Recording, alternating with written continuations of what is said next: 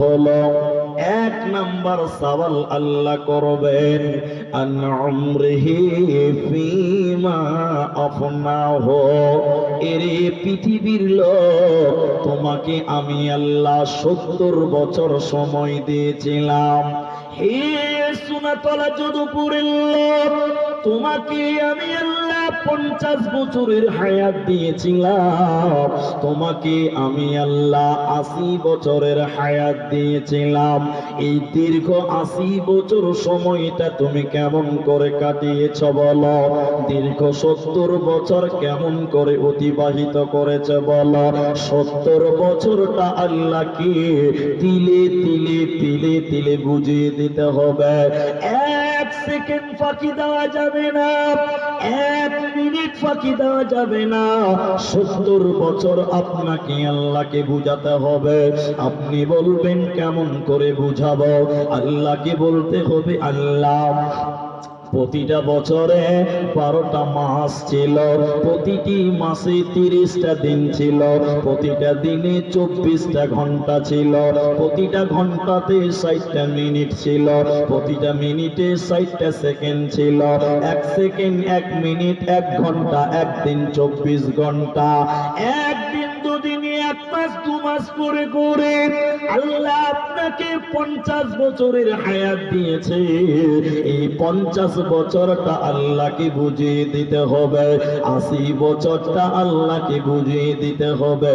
যে ব্যক্তি হায়াতের হিসাব দিতে পারবে না, জীবনের হিসাব দিতে পারবে না, ওই ব্যক্তি জান্নাতে যাবে না, পাবে না, পাবে না। তাই কিয়ামতের দিন 5টি প্রশ্ন করবেন আল্লাহ। প্রথম নাম্বার, তোমার 70 বছর হায়াতটা আমি আল্লাহকে তিলে তিলে তিলে তিলে বুঝিয়ে দাও। প্রতিটা সেকেন্ড আল্লাহকে বুঝিয়ে দিতে হবে। এক সেকেন্ড আপনি হিসাব দিবেন না, এমন হবে না। আল্লাহ বলছেন, নবীজি বলছেন, এক নাম্বার প্রশ্ন, তুমি যে দুনিয়াতে 50 বছর বেঁচে ছিলে, এই 50 বছর কেমন করেছিলে বলো? কিভাবে অতিবাহিত করেছিলে বলো? একটা সেকেন্ড, একটা মিনিট ফাঁকি দেওয়া যাবে না। আল্লাহকে তিলে তিলে বুঝাতে হবে। এই বুঝানোটাকেই বলা হয়েছে ইন্না ইলাইনা ইয়াবাহুম সুম্মা ইন্না আলাইনা হিসাবাহুম। আল্লাহর কাছে তোদের ফিরতেই হবে, আল্লাহর কাছে তোদের হিসাব দিতেই হবে। সুম্মা ইন্না আলাইনা হিসাবাহুম, এবং আল্লাহর কাছে তোদের হিসাব দিতে হবে। হিসাবের মধ্যে প্রথম নাম্বার হিসাব, তোমার জীবনটা, তোমার জিন্দেগিটা কিভাবে কাটিয়েছিলে তুমি একটু বুঝিয়ে বলে দাও। এখন যেটি মানুষকে এলেন, আপনাদেরকে প্রশ্ন করব, আপনারা উত্তর দেবেন, এটা আমার অভ্যাস। পৃথিবীতে কে কতদিন বাঁচবে, আপনি আমি কবে মরব, এটা আমাদের জানা আছে না অজানা? বলেন, অজানা। মানুষ যদি জানতে পারতো যে আমার 3 মাস পরে মরণ হবে, ভদ্রলোক সারা রাত তাহাজ্জুদের নামাজ পড়তো। ঠিক বললাম না? বলে পড়তো।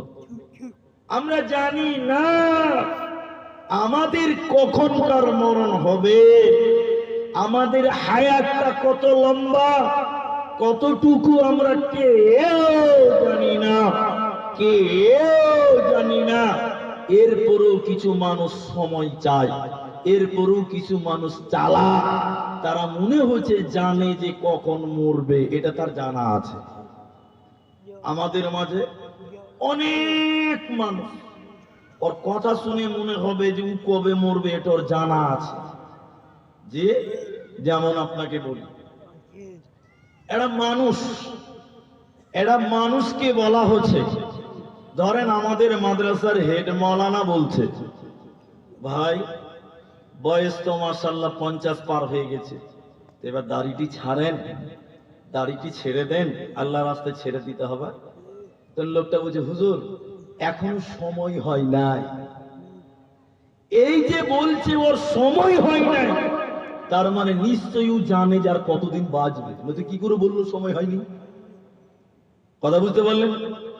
যে লোকটা বলে যে আমার নামাজ পড়ার সময় হয়নি, তার মানে বুঝে নিতে হবে লোকটা ফেরেশতার খালাতো ভাই আছে। যদি কি করে বললো যে সময় হয়নি? এ লোক যে জালসা শুনে বাড়ি যাবে এর কোনো নিশ্চয়তা নাই। আছে? মুর্শিদাবাদের রানীতলা থানার তেতুলিয়া গ্রামে একবার জালসায় গিয়েছিলাম 3-4 বছর আগে।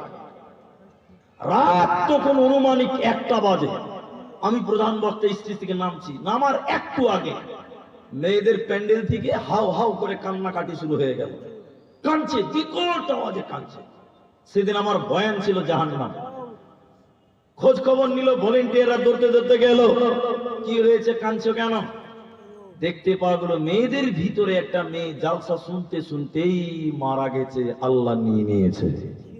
তাহলে আমরা কখন মরবো, কবে মরবো, এর কোনো গ্যারেন্টি বা এর কোনো সীমা আমাদের কারো, জোরে বলেন, জানা?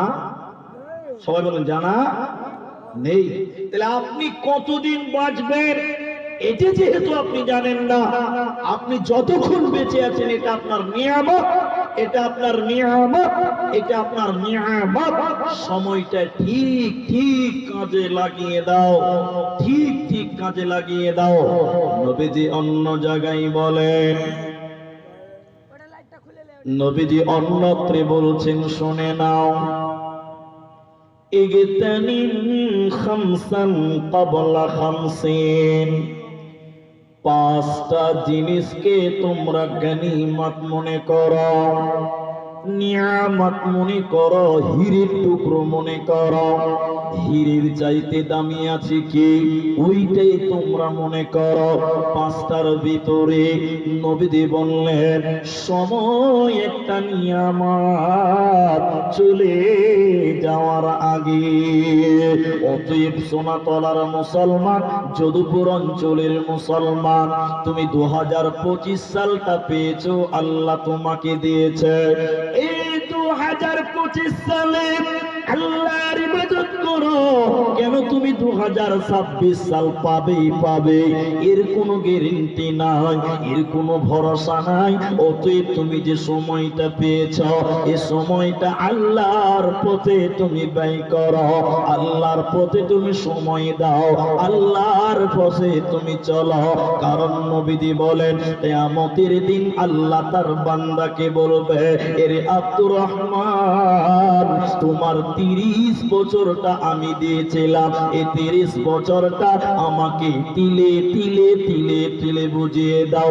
যে ব্যক্তি বোঝাতে পারবে না, কিয়ামতের দিন বাঁচতেও পারবে না। অতএব সময়ের গুরুত্ব দাও, সময়কে রং তামাশা করে খেলাধুলায় পার করবে না।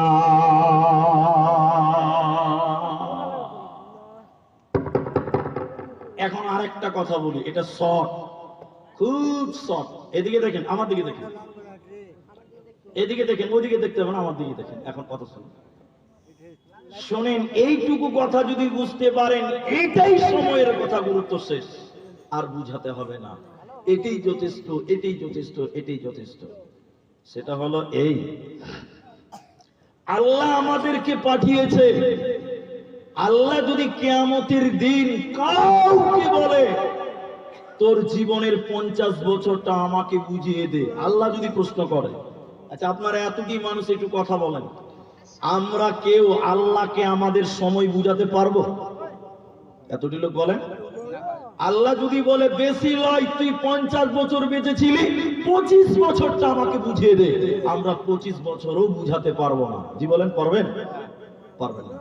যদি বলেন কেউ হান্ডামু করে বলে যে না আমি পারবো, তাহলে আমি তাকে প্রশ্ন করছি, আমাকে উত্তর দেন, আমাকে, আমাকে। আল্লাহকে দিতে হবে না, আমাকে দেন। আমি বলছি, বল এ আব্দুর রহমান, তুই বল। আমি আমাকেই বলছি, এর আব্দুর রহমান, তুই বল তোর 50 বছরের সময়টা দে, একদিনের দে, 50 বছর লাগবে না, একদিন।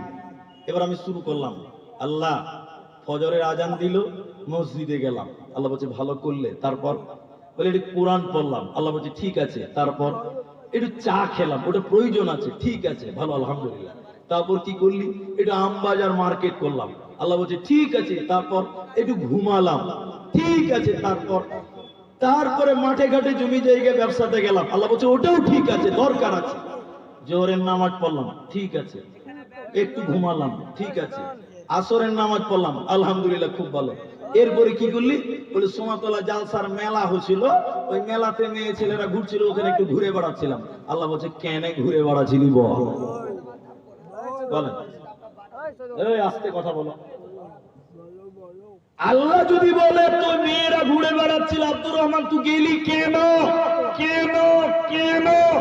আল্লাহর কেন উত্তর দেওয়ার মতন ক্ষমতা এই পৃথিবীতে কারো জন্ম হয়নি। কথা ঠিক কিনা জুড়ে বলো। আল্লাহ যদি কাউকে বলে দেয় কেন, তো ডাম্পার ফেসে গেছে, আর উঠবে না, ওখানেই শেষ।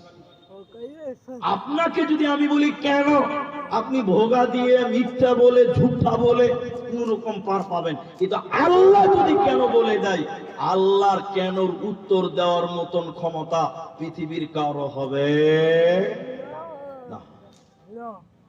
নবীজি বললেন শোনো, নবীজি বললেন শোনো, এর পৃথিবীর লোক তোমাদেরকে ছাড় দেওয়া হবে না।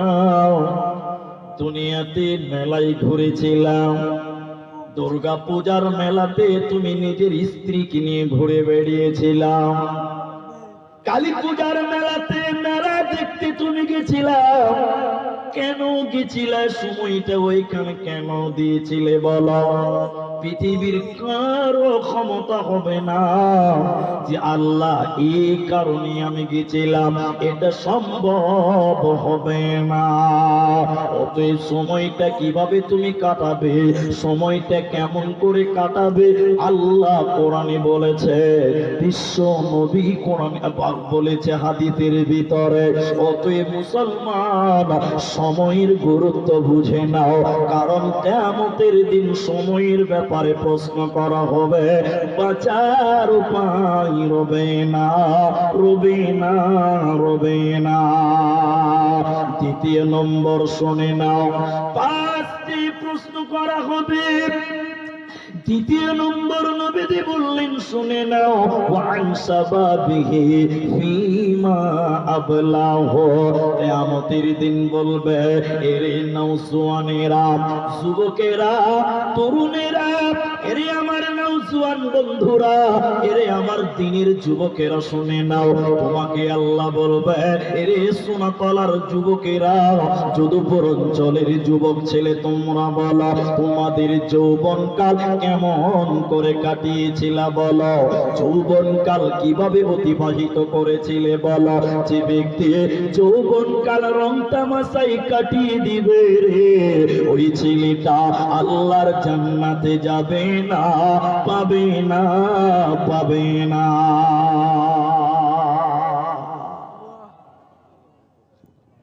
বোকা মনে হয়েছে আরো বেশি হয়ে গেল।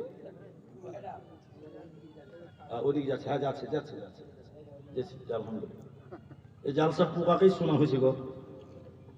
মাগরিব থেকে একজনা ইসলামপুর মোড়ে বসে আছে, এটা সত্য কথা বলছে। এটা মাগরিবের নামাজ পড়েছে, মোটামুটি ধরেলেন 3:45, ইসলামপুর মোড়ে বসেছে। আর আসরের আজানের 5 মিনিট আগ পর্যন্ত মোড়ে বসে আছে। ও টোটাল গুনেছে যে সোনাতলাতে কটা টোটো ঢুকলো আজকে। ও 95টা টোটো গুনেছিল। কটা বলেন? 95টা। কটা? 95টা। একটা টোটো যদি 5টা করে হয় তাহলে কত লোক হবে? মাগরিবের পর থেকে তো বন্দে ভারতের মতো ছুটে হিসাবই নাই।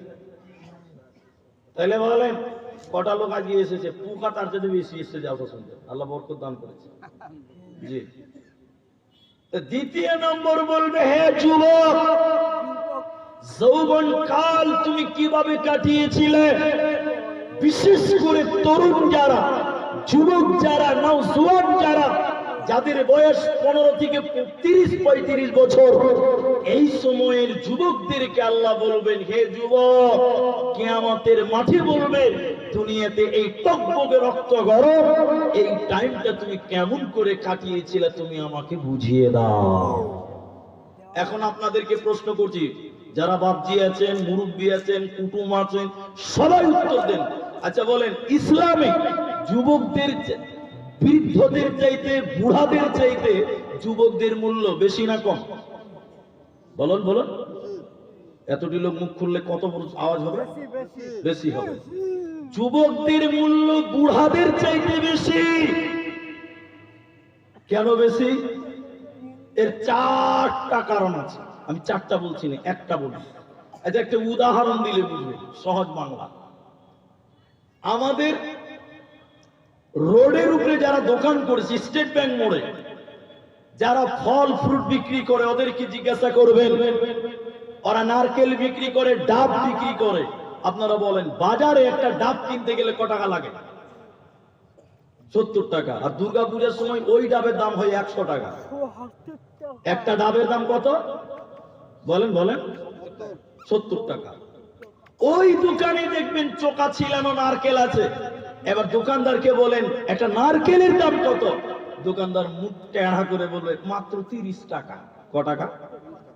তাহলে একটা ডাবের দাম হলো 70 টাকা, নারকেলের দাম 30 টাকা, অর্ধেকের চাইতেও কম। কেন কেন কেন? তো বলছে, শোনো, নারকেল হলো বুড়া, নারকেল বুড়া পেকে গেছে, মানুষের কাছে মূল্য কমে গেছে। ডাব হলো কচি, কচি জিনিসের মূল্য বেশি। ইসলামের বৃদ্ধদের চাইতে যুবকদের মূল্য বেশি, তরুণদের মূল্য নবীজিও বেশি দিয়েছেন। কেন? আরেকটি হাদিস আপনাদেরকে বলি, তাইলে বুঝবেন। সহিহ বুখারীতে 660 নম্বর হাদিস, হাদিসের রাবী হযরতে আবু হুরায়রা, কিয়ামতের দিন কোন ছায়া থাকবে না, মানুষেরা ল্যাংটা হয়ে, উলঙ্গ হয়ে, বিবস্ত্র হয়ে ময়দানে হাসরের ভিতরে সূর্যের নিচে দৌড়ে দৌড়ে বেড়াবে। আর মানুষেরা বলবে, বাঁচাও বাঁচাও বাঁচাও। মানুষের চামড়াগুলো পুড়ে যাবে, মগজগুলো গলে যাবে। নবীজি বললেন, শুনে নাও, ওই কঠিন দিনে একটা ছায়া থাকবে রে, ওটা হলো আল্লাহর আরশের ছায়া, ওটা হলো আল্লাহর রহমতের ছায়া। ওই আল্লাহর আরশের ছায়ার নিচে 7 প্রকার মানুষকে আল্লাহ স্থান দেবে। ওই 7 জনের ভিতরে 2 নম্বর নবী বলেন, ওয়াশাবুন নাসাফি ইবাদাতিল্লাহ। যে যুবক যৌবনকাল আল্লাহর ইবাদত করেছিল, যে যুবকটা যৌবনকাল আল্লাহর পথে ব্যয় করেছিল, কিয়ামতের দিন আল্লাহ বলবে, যুবক রে, তুমি আমার মেহমান, তুমি জান্নাতের মেহমান, তুমি আমার রহমতের ছায়ায় তুমি থাকবে।